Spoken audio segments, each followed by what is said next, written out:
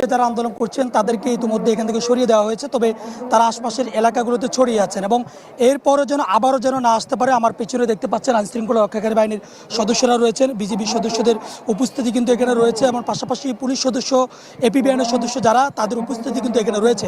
অর্থাৎ আবারও যেন তারা এখানকার অর্থাৎ প্রধান উপদেষ্টার বাসভবনের দিকে যেতে না পারে এবং আবারও যেন তারা এখানে একত্রিত হতে না পারে, সেটি মূলত নজরদারিতে রাখছেন আইনশৃঙ্খলা রক্ষাকারী বাহিনীর সদস্যরা। এবং বলা যায় যে অনেকটা যান চলাচল স্বাভাবিক রয়েছে।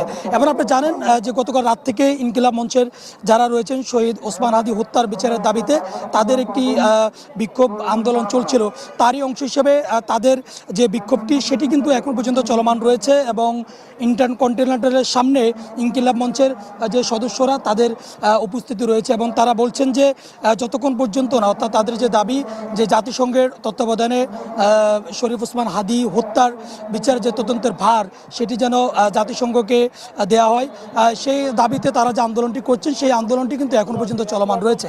তারা এখানে জুমার নামাজ আদায় করেছেন এবং এখানে তারা তাদের অবস্থান কর্মসূচি পালন করছেন।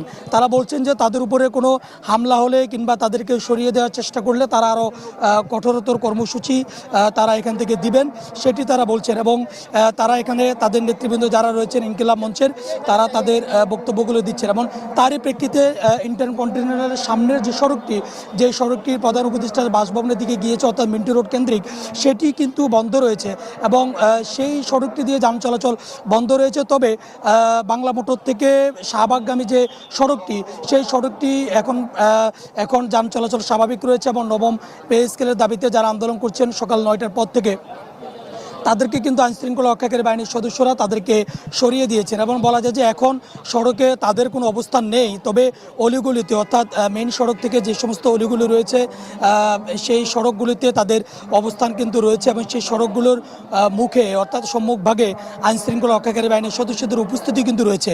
অর্থাৎ আবারও যদি কোনো রকম বিশৃঙ্খল পরিস্থিতি তৈরি করতে চায়, তাহলে পরিস্থিতি নিয়ন্ত্রণে আনার জন্য আইনশৃঙ্খলা রক্ষাকারী বাহিনীর সদস্যদের যে প্রস্তুতি সেটি কিন্তু রয়েছে। এবং অপরদিকে ইনকিলাব মঞ্চের, যেটি আমি এখন দেখাচ্ছি, এই চিত্রটি ইনকিলাব মঞ্চের সদস্যদের, তারা এখানে অবস্থান নিয়েছেন এবং তারা বলছেন যে তারা তাদের শান্তিপূর্ণ অবস্থানটি চালিয়ে যাবেন এবং তাদের যেই